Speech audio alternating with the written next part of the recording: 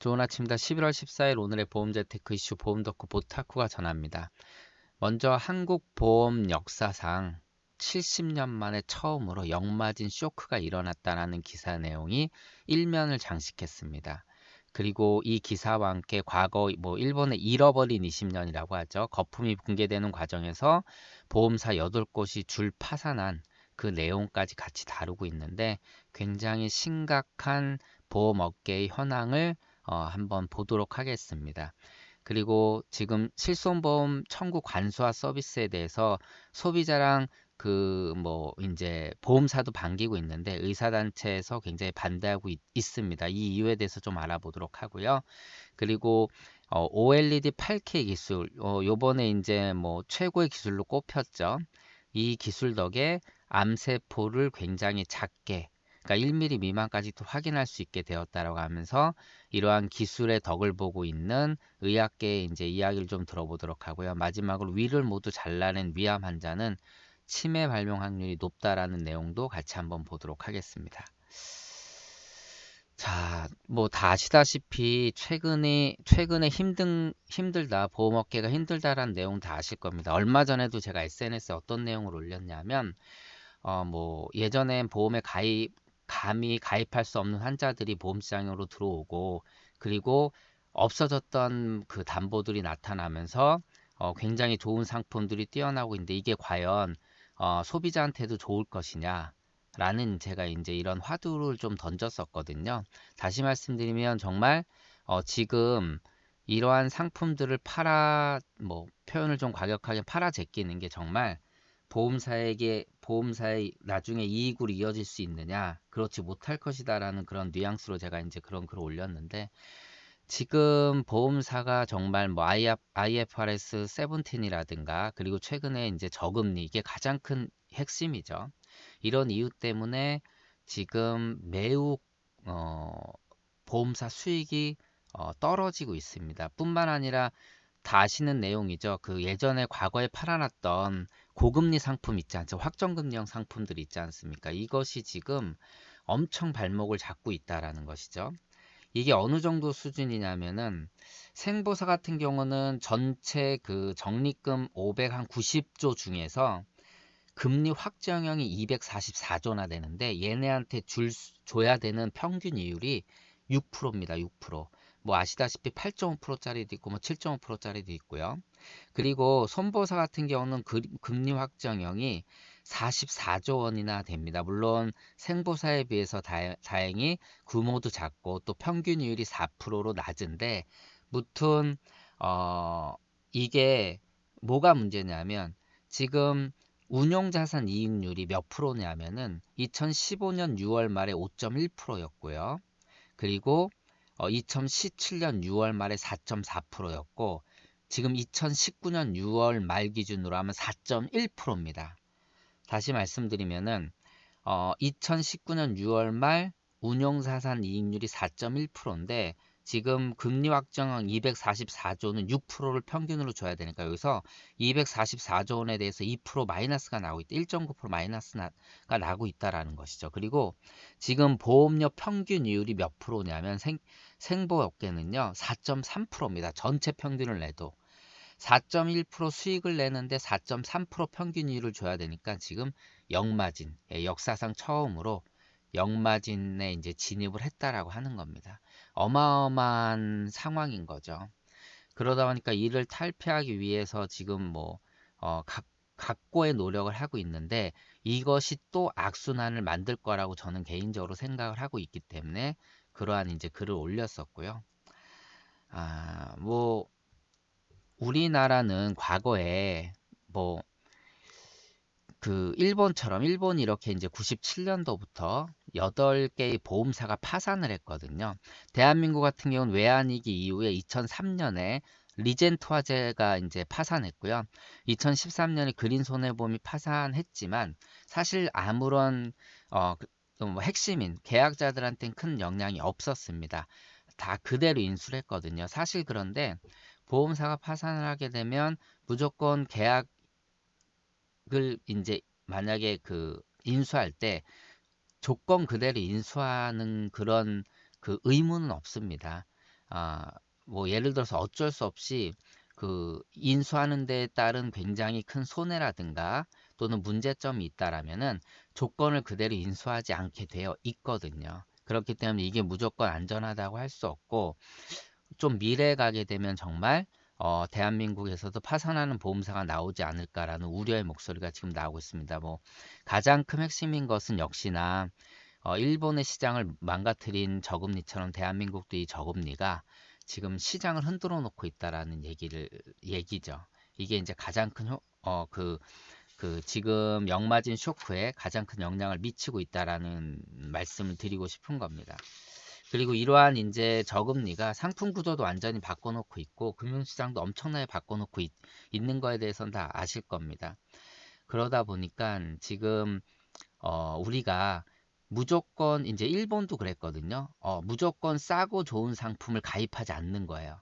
이런 경험을 해봤기 때문에 이후에는 소비자가 이걸 겪은 다음에 어떤 상품을 가입하냐면은 이제 그 RBC 비율이죠. 이제 재정 상태가 좋은 회사의 상품들을 선택한다라는 것이죠. 이것도 매우 중요한 역할을 분명히 합니다. 그래서 저도 이제 보험 상품에 이 순위를 1등 꼴등 가리는 건 어렵지만 순위를 결정할 때 이 RBC 비율이라든가 또는 민원 비율 이런 것들이 이제 순위 결정할 때 보험료나 보장 범위 다음으로 넣거든요. 물론 어떤 걸 우선순위에 넣냐라는 걸 제가 결정할 수 있는 건 아니지만 일단 RBC 비율 이런 것들이 과거에 비해서는 굉장히 중요해지고 있다라는 것이죠. 그래서 무조건 좋은 상품을 팔아 제끼고 무조건 좋은 담보를 팔아서 지금 매출을 올리고 외형을 키워나가는 게 미래에 어떻게 작용을 할지 이건 분명 알 수 없다라는 얘기를 좀 드리고 싶은 겁니다. 거기에다 이제 IFRS 17이 또 이제 실행이 되게 되면 또 더 큰 이제 어떤 문제점들이 이제 드러나겠죠. 예, 그래서 이런 부분들을 좀 고민을 해볼 필요가 있습니다. 우리가 현장에 있으면 분명히 고민해 볼 필요가 있다라고 저는 말씀을 드리는 거고요. 뭐 물론 또 이런 기사들이나 이런 게 나오면 또 RBC 비율이 높은 분들은 이를 가지고 또 영업에 적극적으로 활용하셔야 되겠죠. 물론 그거를 뭐라 그러는 건 아니지만 분명히 그게 중요시 되고 있는 것은 분명히 맞다라고 보고 있습니다. 네, 지금 뭐 여기 아까 제가 자료된 걸 말씀드리는데 지금 보시면 또 손해 같은 경우도 뭐 지금 실손보험뿐만 아니라 보통 손보사 같은 경우는 적정 손해율을 이제 우리가 100%로 생각하고 시작하지만 실제 한 78에서 80을 보고 있는데 일단 이미 90%를 넘어섰습니다. 그러니까는 뭐 힘들 수밖에 없는 거죠. 예. 예, 모든 상황이 굉장히 좋지 않기 때문에 대한민국 보험시장이 어떻게 움직일지 결국은 지금 인슈어테크라든가 핀테크 또 그 핀테크 회사들이 보험회사 손잡는 거 뭐 카카오라든가 캐로손해보험이라든가 이런 기사들이 계속 끊이지 않는 것이 결국은 보험사들도 이걸 알기 때문에 그러한 이제 그 모바일 시장이나 인터넷 보험 시장으로 발을 옮기고 있는 겁니다. 분명히 언젠가 티핑 포인트가 되게 되면 오프라인 시장이 어마어마하게 충격을 받을 것이고요. 특히 지금 20대, 30대는 보험 잘 가입 안 하죠. 그리고 보험을 가입하는 형태, 또 돈을 쓰는 형태 자체가 아시다시피 우리와는 완전 다릅니다. 현재 기성세대 완전 다르기 때문에 이들의 보험 구매 형태가 나중에 시장을 판도를 또 분명히 바꿔놓을 것이기 때문에 뭐 저도 강의할 때 늘 이런 말씀 드리면 사실 들으시는 분들은 또 저 또한 제가 이렇게 얘기를 하지만 뭐 우리 때는 아닐 거야라는 이제 이런 좀 생각들을 할 수 있죠. 아니란 생각이라고 표현하기엔 좀 그렇지만 무튼 좀 심각한 부분이 분명히 있다라고 보고 있습니다. 자, 위암 환자들이 위를 절제하게 되면 이제 치매 발병률이 높다라는 이제 통계 자료가 있는데 이걸 이제 그 통계를 내보니까 어떤 부분이냐면 이제 내인자라는 게 있더라고요. 이 내인자가 아, 아무래도 이제 그 위를 잘라내면 이 내인자가 이제 없어진다라는 거지. 이 내인자가 어떤 역할을 하게 되냐면 비타민 B 원투의 체내 흡수를 돕는 거라고 합니다. 근데 이게 없어지다 보니까 이게 없어지면 치매 발병 환자들의 그 통계자를 보니까 이 비타민 B1, 2가 이제 결핍되어 있는 거가 확인된 거죠. 그래서 결국은 위암 환자들이 위를 절제할 경우 이 내인자가 사라지기 때문에 결국은 치매 발병 확률이 높다. 그리고 한 30% 정도 높게 나오는 것으로 나타났다라고 합니다. 네, 그래서 이 부분도 뭐 컨설팅에 조금은 이제 필요할 수가 있고요. 그리고 실손보험 이제 청구 간소화 제도, 사실 이것도 처음에는 보험사 반대했습니다. 왜냐하면 보험사는 사실 실손보험 적은 비용 고객들이 청구 안 하는 거 굉장히 많잖아요. 그리고 더 나가서 청구를 해도 뭐 이제 뭐 과계약된 분들 이런 분들은 뭐 보험사가 이런저런 이유로 보험금 지급 안 되는 겁니다라고 하면 또 뭐 그냥 적은 돈은 아예 뭐 못 받나 보다라고 또 그냥 넘어가는 경우가 많지. 이게 어떻게 보면 낙전 수익이었거든요. 소위 낙전 수익이었는데 어 그래서 반대를 했는데 지금 동의라는 게 뭐냐면 뭐 이제 청구에 대한 어떤 경비 이런 것도 굉장히 줄 것이고 또 손해보험에 대한 그 어떤 이제 청구가 잘해주면 이것이 또 상품을 판매하는 데 굉장히 좋은 효과를 둘 수 있다라고 하면서 이제 소비자, 보험사까지 오케이, 좋게 이제 이 제도를 바꾸자라는데 이제 합의를 했습니다. 그런데 의사시장에서는 아이 무슨 소리냐, 우리한테 도움되는 거 하나도 없다. 그리고 소비자 보호를 위해서 이러면 안 된다라고 얘기를 하는 거죠. 그 얘기를 좀 자세하게 보면은 어차피 어, 의사협회나 병원 쪽에서는 사실 이게 도움될 게 없는 거예요. 그러면서 다른 딴지를 거는 건데 실제 안에 이제 내용을 들여다보면 뭐가 문제냐면 이제 뭐 과잉 진료라든가 일단 우리가 병원 가면 의사들이 뭐 실손보험 있냐 없냐 물어보잖아요. 네, 이거 물어보는 이유가 뭔지 다 아시잖아요. 뭐 지난번에도 말씀드렸듯이 그냥 수술은 100만 원, 로봇 수술 500만 원. 실손 있으십니까? 그럼 무조건 로봇 수술 받는 거죠. 안 받을 이유가 없죠. 병원도 그렇고 뭐 환자도 그렇고요. 물론 그 병원은 어떤 게 더 이익이 되는지를 분명히 따져볼 수 있다는 얘기죠. 그런데 어, 의사협회나 이런 이제 병원 쪽에서는 뭐 아무래도 이제 이런 자료들이 움직이게 되면은 환자의 어떤 민감 정보가 날아간다라고 얘기하는데 어차피 보험사에 들어오는 서류는 이 제도가 되지 않아도 어차피 뭐 똑같은 서류가 그러니까 제도가 시행이 되기 전이나 후나 어차피 똑같은 서류가 들어오기 때문에 그럴 리는 없을 것이다라고 또 얘기를 하고 있는 거고 실제 속을 내다보면 보험업계에서는 이 의사단체들이 소비자 보호를 내페어서 이런 것들을 반대하지만 자기 밥그릇 지키는 거죠.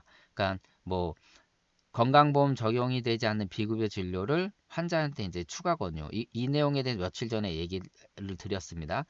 문케어 시행 이후에 그 비급여 항목이 급여 항목으로 많이 이제 확대되면 실손의료보험이 이제 손해율이 떨어질 거라고 했는데 되레 늘어났어요. 왜 늘어난지를 봐보니까 결국은 문케어 시행 이후에 환자가 많이 늘어났죠.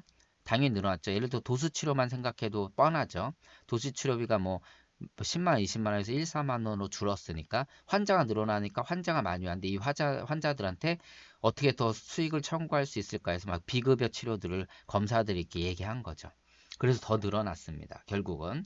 그래서 이런 것들을 하지 못할 것이다. 결국은. 그래서 이런 것들에 대한 문제점들이 만들어질 것이다. 그리고 또 개정안에 따르면 의료기관이 건강보험 심사평가원이나 이쪽을 또는 제3의 중개기관을 거쳐서 이제 이거는 이 안을 발의한 두 사람의 의견이 다른데 무튼 어떤 기관을 거쳐서 보험사에 전산 서류를 보내야 하는데 이때 적정 진료 여부를 따지게 되면 이런 과잉 진료 같은 것들이 줄어들 수 있다라는 것이죠. 이것을 의사들이 싫어하는 거죠. 당연히 싫어할 수밖에 없겠죠. 그리고 또 전산 구축에 대해서도 의사협회나 병원 쪽에서 반대를 하고 있는 건데 사실 자동차 보험 같은 경우는 아시다시피 사고가 나면 병원에서 바로 이제 접수 청구하는 것처럼 같은 방식으로 하면 그것도 문제 없을 것이다라고 지금 얘기를 하고 있는 겁니다. 그래서 결국은 여기서 보시게 되면 보험업계랑 의사단체랑 지금 이렇게 싸우고 있는데 그 의사단체에서 얘기하는 것들은 사실 결국 밥그릇 지키기다라고 얘기를 좀 하고 있는 겁니다. 물론 이거에 대해서는 기사 내용을 갖고 제가 말씀을 드리는 거니까 예, 그 안에서 이제 해석했기 때문에 그 안에서 이제 들어주시길 바라고요. 그 우리들은 또 좀 알고 있죠. 이게 간소화 청구 서비스가 실행이 되면 사실 어, 저도 굉장히 편할 것 같아요. 저도 지금 보험금 청구서를 한 몇십 장 들고 있거든요. 몇십 장 들고 있는데 근데 우리가 청구해 주는 이유는 다 굉장히 어떻게 보면 불편한 일이지만 청구를 도와드림으로써 고객한테 당연히 약속을 지키는 거고 이를 통해서 또 소개도 받고 이러한 이제 그리고 소개로 이어지는 것 중에 가장 중요한 것 중에 하나가 보험금이 이제 과소 지급되거나 또는 문제가 생길 때 우리가 도와줘서 제대로 보험금을 받게 해주는 게 가장 이제 그런 일이 있으면 안 되겠지만 보험사가 발생돼서 가장 중요한 일이잖아요. 그렇지. 이렇게 이제 보게 되면 사실 간소화 청구를 하는 것이 어떻게 보면 또 소비자 피해를 또 자연스럽게 만들어낼 수도 있다라고 생각을 합니다. 그래서 우리가 청구를 이렇게 하더라도 나중에 챙길 필요가 분명히 있을 것 같아요. 근데 저도 경험을 해봤지만 직접 청구를 하시는 분들 거를 당연히 덜 챙겨줄 수밖에 없는 상황이 됩니다. 솔직히 말씀을 드리는 거고요. 제가 직접 청구하는 거에 대해서는 제가 확인을 좀 더 깐깐하게 하고 확인을 하는데 그렇지 않은 경우는 그냥 넘어가는 경우가 역시나 많다라는 것이죠. 그러다 보면 문제가 생기게 될 확률이 높아질 거라고 저도 보고 있습니다. 무튼 오늘 기사는 여기까지 하는 걸로 하고요. 굉장히 갑자기 날씨가 추워졌습니다. 뭐 한파, 뭐 수능 얘기가 나오고 있는데 무튼 감기 조심하시고요. 예, 오늘도 어제보다 행복한 하루 되시길 바랍니다. 고맙습니다.